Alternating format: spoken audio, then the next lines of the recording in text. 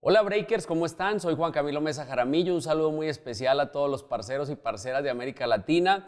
Bueno, hoy vamos a hablar de un tema espectacular, la salud mental en la era de la tecnología. ¿Estamos enfermos? ¿No estamos enfermos?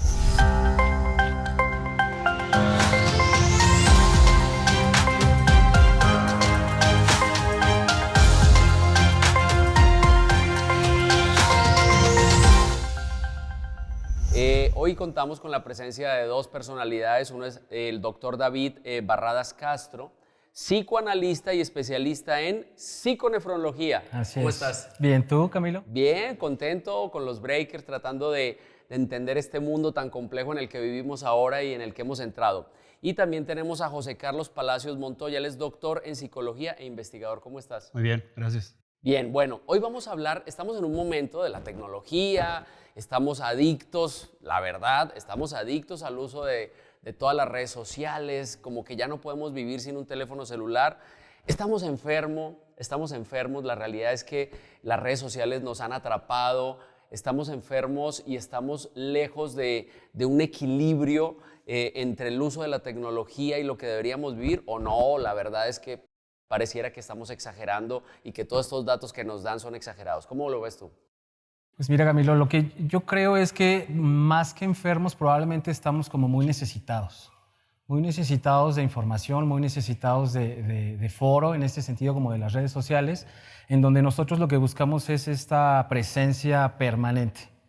Entonces, O sea, que nos estén viendo que nos estén viendo. desde Sí. cualquier lado. Pero ¿sabes qué es lo complicado? Que además de que nos estén viendo, que yo esté documentando todo lo que hago.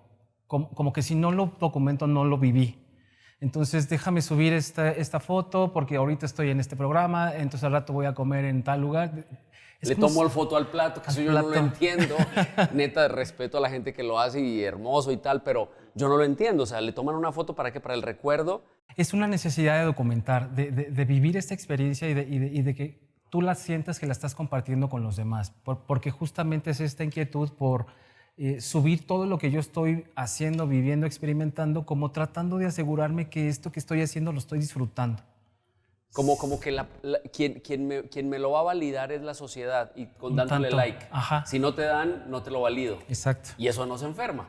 Nos hace justamente preguntarnos si no me lo están validando, entonces, ¿quién soy? No lo disfruté. Sí. Carlos, a ver, hay una cosa que a mí me parece increíble y es cuando se crea Facebook, el objetivo era vamos a conectar gente. O sea, tus amigos que no veías hace muchos años, ¿tú crees que de verdad nos acercó o nos está alejando? Bueno, los dos, ¿no? O sea, acerca para cierto tipo de interacciones, pero aleja para otras, ¿no? Por ejemplo, pues como decía David, todo el tema de intercambiar de manera más auténtica lo que estoy sintiendo se va supliendo por intercambiar experiencias que sean a lo mejor más bonitas, ¿no? Más aesthetic, no sé, Más que puedas aesthetic. colocar por ahí en las redes. Creo que hace las dos cosas. Voy a decir una cosa, acerca lo que estaba lejos y aleja lo que está cerca. Porque fíjate, como que encuentras amigos que no veías desde la prepa, Sí. pero a lo mejor estás con tu hijo comiendo y estás pegado en el celular y lo alejaste. Fíjate qué ilógico. Entonces como que nos ayuda a encontrar gente que no veíamos, que estaba lejos, y a lo cercano le decimos, aquí estás, no te necesito en ese contacto. Qué raro eso. Sí, pero ¿sabes? Puede ser algo muy similar a lo que pasa cuando se inventa Internet o los motores de búsqueda, ¿no? ¿Se acuerdan que había un tiempo en el que no usábamos Google, sino que había páginas, Ajá. muchas páginas que te servían para buscar muchas cosas, ¿no? Y llega Google y en esa buscas todo, ¿no? Sí. Pero bueno, entonces había este espíritu en estos primeros programadores que pensaban en, bueno, vamos a conectar el mundo y intercambiar información. Imagínate la utopía que eso va a ser, ¿no? El famoso peer-to-peer, ¿no? Claro, ¿y Sí, ahora qué sí, pasó? justamente. ¿No? O sea, pero ¿a dónde terminó? Inicia Facebook con esta idea, pero hacia dónde se dirigió es otra cosa bien distinta, porque Muy política. Sí, el tráfico de datos, eso, bueno, aunado a lo que decía David, a lo que le preguntaba, o sea, es que pensemos solamente en qué decisiones se toman con los datos que se filtran de Facebook y cómo eso ha sido utilizado, por ejemplo, en el caso de Cambridge Analytics, ¿no? Oh. Que lo utilizaron para una campaña política en Estados Unidos y, bueno, creo que, no sé si decir, como decía David, enferma, no sé si tal cual enferme, pero de que afecta, afecta, ¿no? Estamos hoy, digamos, ustedes son millennials, ¿no? Los dos. Sí. Yo soy, Poquito menos. yo soy X con cara de millennial. Baby bloomer, yo creo que soy. No. Y entonces, vámonos a la era pre-internet, ¿no? No había internet, a mí me tocó estudiar en la universidad, no había internet. ¿Era una sociedad mentalmente más sana en ese momento? ¿O es difícil que la de ahora? ¿O es difícil analizar eso? Fíjate que yo con los alumnos también doy clase en algunas universidades y yo me pregunto eso con los alumnos. ¿Cuáles son las inquietudes que teníamos antes, los problemas, los padecimientos y cuáles son los actuales? Yo creo que compararlos es difícil porque el contexto es totalmente distinto, ¿no? Lo que sí pasa es que, por ejemplo, en este caso estamos más visibilizados, que es lo que decíamos por el resto de las redes sociales, ¿no? Somos Pero más... bueno, sí hay que aceptar que se percibe una sociedad más ansiosa, Sí. más deprimida, Sí. más triste. Eso sí se percibe. No sé si hay algún parámetro para medirlo, pero sí se percibe. Fíjate que yo agregaría a esos tres elementos que hablas, también está una sociedad muy aburrida. Sí, y no se sabe aburrir. Y sin embargo, en el aburrimiento, justo de que esto del feed, ¿no? Del alimentar el feed, y luego el scroll, y cuando te das cuenta, estás tan aburrido de hacer el scroll porque no hay nada nuevo, cuando en realidad hay un chorro de información. Entonces es como, estamos tan cargados de información y tan visibles que al mismo tiempo nos parece tan apático. Y eso justo en otras épocas no lo era tanto, porque en un periódico estaba el crucigrama, ¿no? ¿No? O te aburrías y decías, a ver, salgamos a la calle a hacer un arco con unos palos y así, ¿no? Sí, Nos claro. ayudaba a ser más creativos. Ahorita vamos a hablar de eso, vamos a ir al primer corte. Se fue esta primera Sí. parte muy rápido, pero break, regresamos después del corte.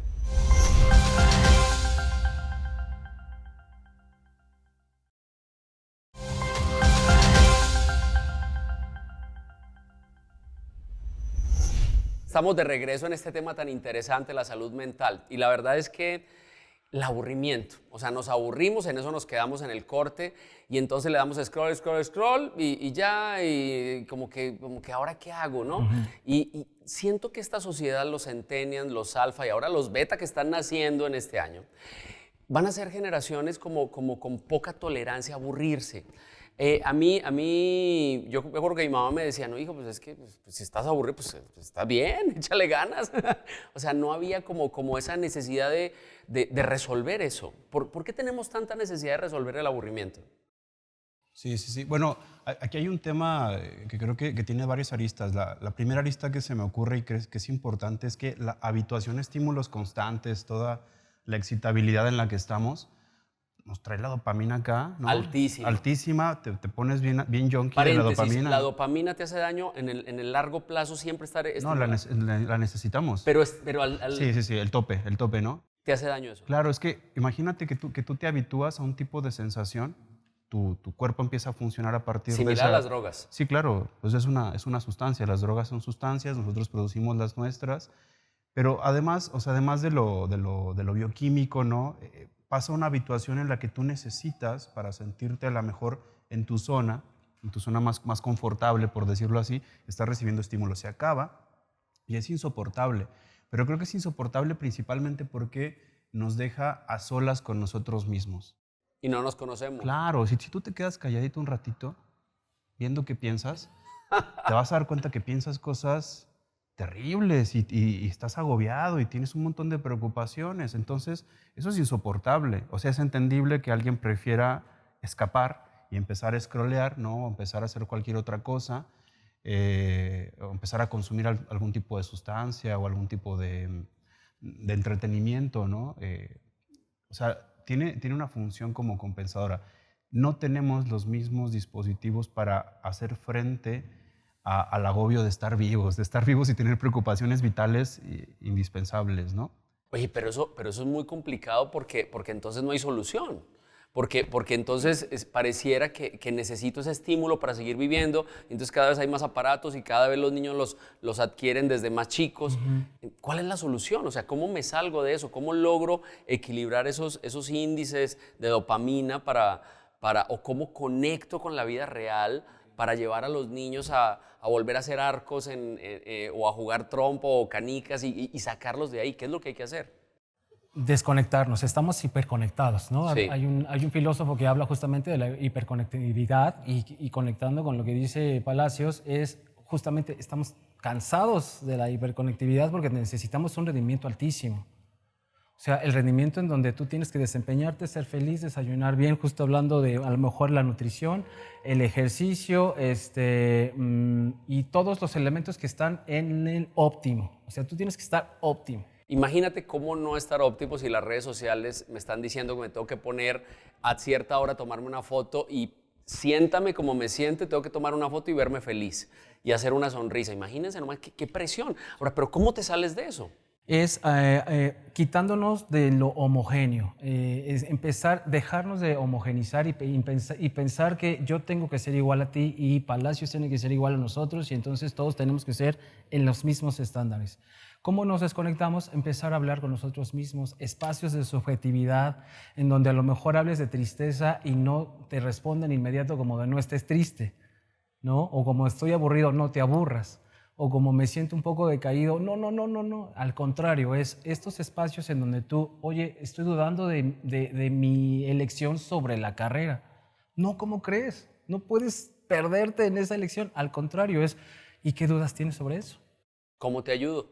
¿Cómo vas a encontrar respuestas si no te pones justamente en un espacio individual específico para que tú te encuentres contigo mismo, no te hagas estas preguntas? Fíjate que yo he pensado que hoy los psicólogos es quizás las profesiones, la psicología en general, es la profesión que va a tener una mayor necesidad en el siglo XXI. Es ese acompañamiento que antes no veíamos. Cuando un niño nacía o nace todavía, la primera persona que está ahí es el pediatra. No, digamos el ginecólogo, después el pediatra. Y el pediatra era como que cada quien tiene que tener su pediatra y lo tienes que tener hasta que cumpla cierta edad. Pero con la psicología no. Con la psicología como que el que iba al psicólogo y ¿por qué está loco? ¿Qué le pasa? ¿No? Yo siento que hoy necesitamos un acompañamiento y la realidad es que esa visión profesional es fundamental dentro de este mundo tan complejo en el que vivimos, hiperconectado, ansioso, difícil, donde nos están diciendo, porque aparte súmale el miedo. Hay guerra acá, ya van a hundir la bomba atómica, ¿qué va a pasar? La economía va a quebrar. No, siempre vivimos con miedo. ¿Cómo enfrentar eso?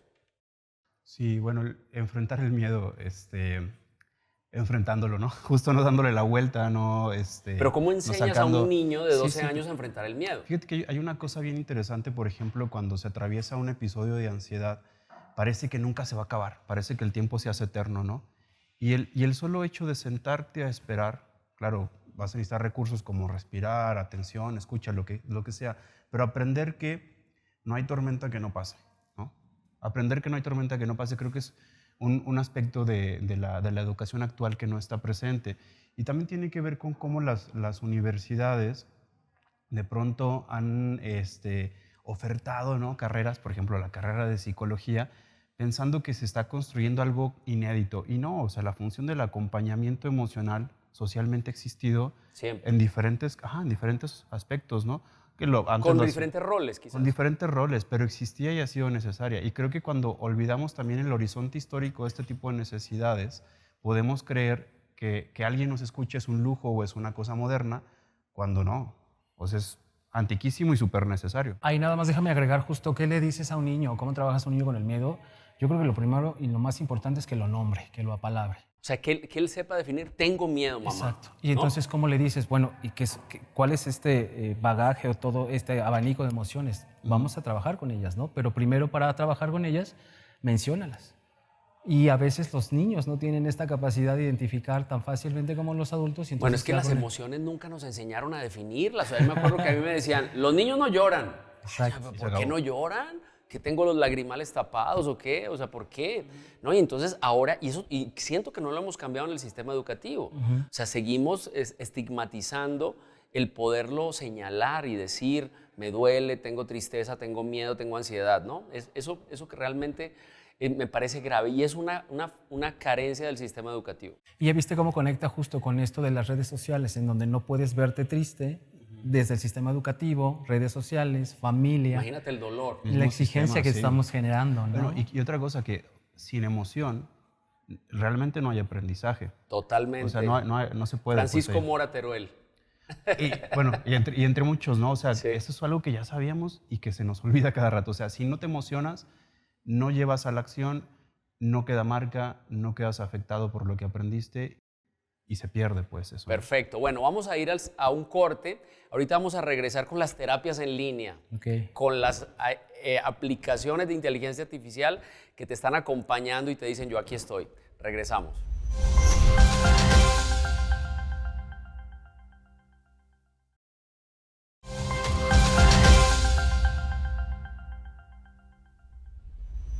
Breakers, estamos de regreso con este tema tan interesante de la salud mental con David Barradas y José Carlos Palacios. Y bueno, ¿qué pasa con el tema de los tiempos de uso de los dispositivos? La realidad es que las escuelas dicen, vente a estudiar conmigo porque yo les doy un iPad a los niños desde kinder y tienen una conexión con el mundo digital y todo. ¿Es bueno, es malo, deberíamos regularlo? ¿Es mucho tiempo lo que están usando los niños? ¿Cuándo le debo entregar un dispositivo electrónico a un niño? ¿Cómo lo ves? Mira, es una muy buena pregunta porque justo si lo regresamos a entonces en el pasado, ¿qué era el dispositivo con el que los niños jugábamos, ¿no? Y entonces nuestros dispositivos eran materiales Y los construíamos. y los construíamos. Entonces, de acuerdo con el desarrollo infantil, no es tan recomendable que los niños pequeños, 3, 4 años, tengan acceso inmediato acceso a dispositivos, justo por esta cuestión de la percepción, la visión, para que puedan tener un desarrollo mucho más efectivo. Aparte porque aparte están entendiendo el mundo físico, ahora lo metes a un mundo virtual y entonces ya no sabes si es el físico o el virtual. Ahora imagínate unos lentes de realidad aumentada, el niño no va a entender el mundo real. Y sin embargo tampoco se trata de quitárselos. En terapia yo con los niños lo que hago es utilicemos los recursos que tenemos, en este caso si tú traes tu iPad, si tú traes juegos, si tú traes, creamos a la par con los dispositivos digitales y con lo que tengamos a mano. Entonces, hemos trabajado, Crear por ejemplo, cosas. crear cosas. Siempre enfocado Sí, a sí, innovar, sí. a generar conocimiento. ¿Y cómo le hacemos? Entonces, ponte aquí la tablet, queremos hacer un dibujo, aquí nos dicen cómo hacerlo, vele poniendo ahí pausa y vamos haciendo nuestro propio dibujo. Queremos hacer una figura de origami, ok, pero está tan apegado a veces el chico con los dispositivos que entonces es, pero ¿y la tablet? Ok, que nos diga cómo hacerlo. Ya.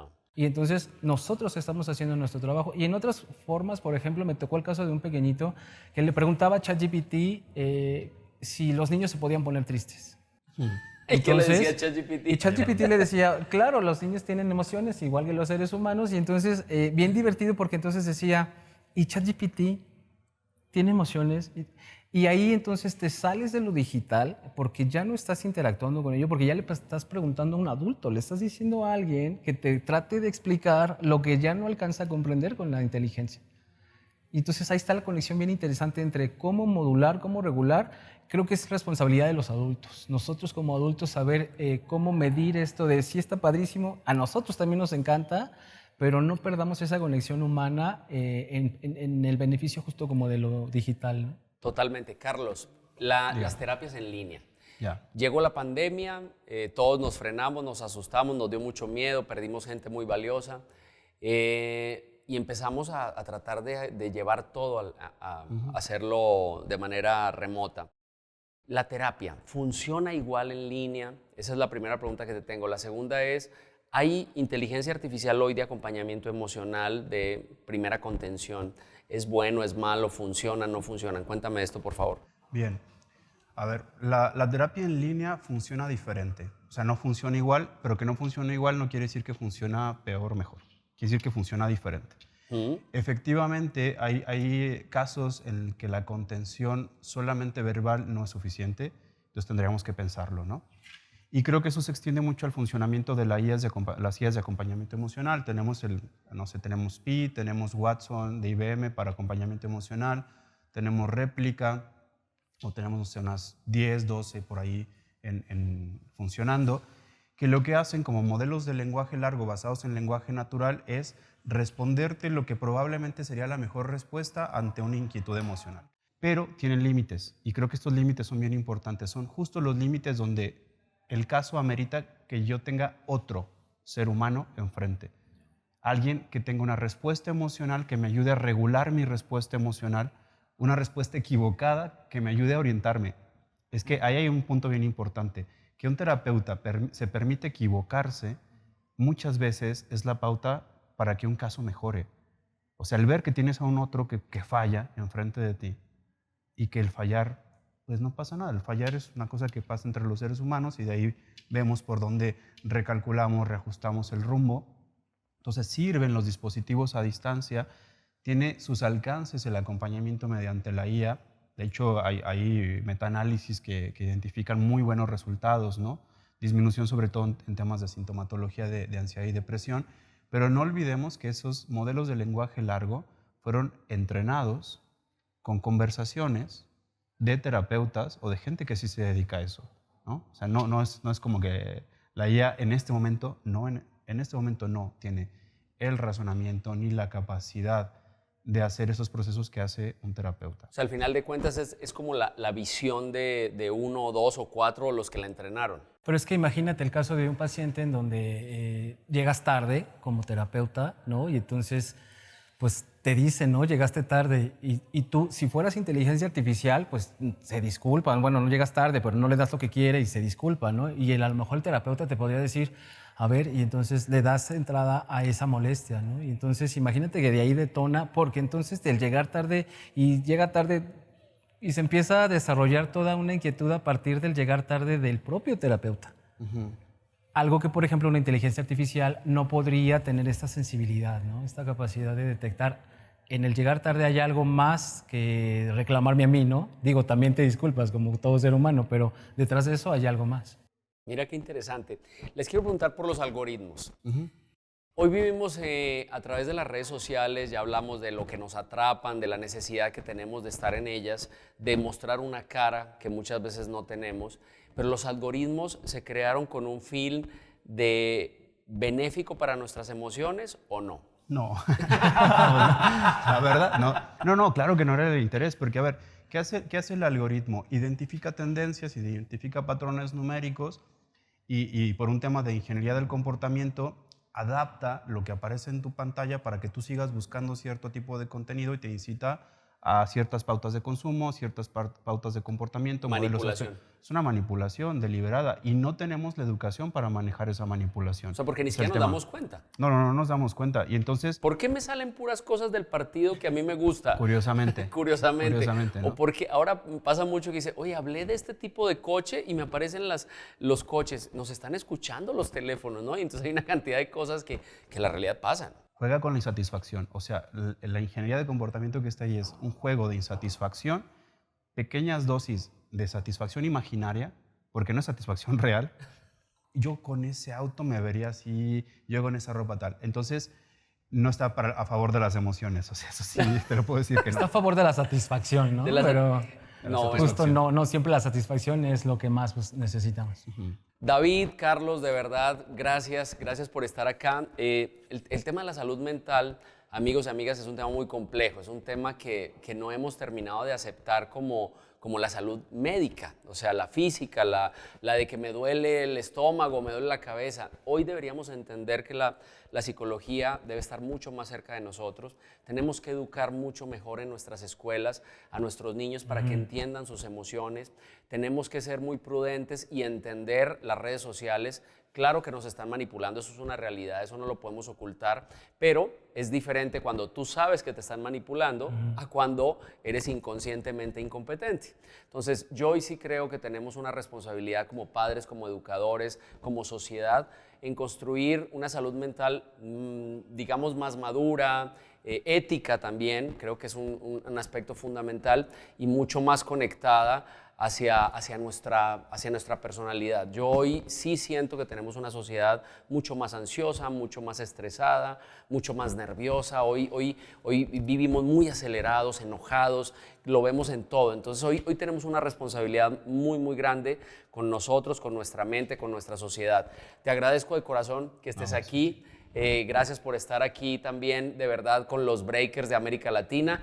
A todos los amigos, amigas, parceros y parceras de América Latina, un saludo muy especial y nos vemos en el siguiente capítulo.